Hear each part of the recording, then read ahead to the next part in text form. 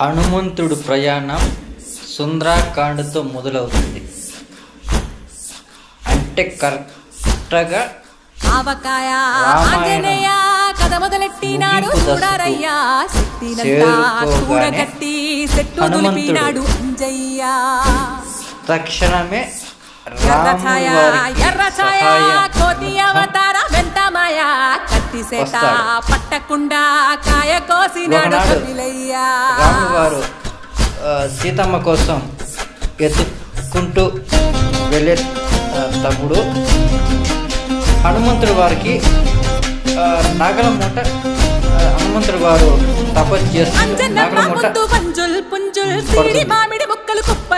ఈ నాగల మూట ఎవరిది అని అనుకుంటా ఉంటే అప్పుడు రాముడు వారు లక్ష్మణుడు వారు వచ్చి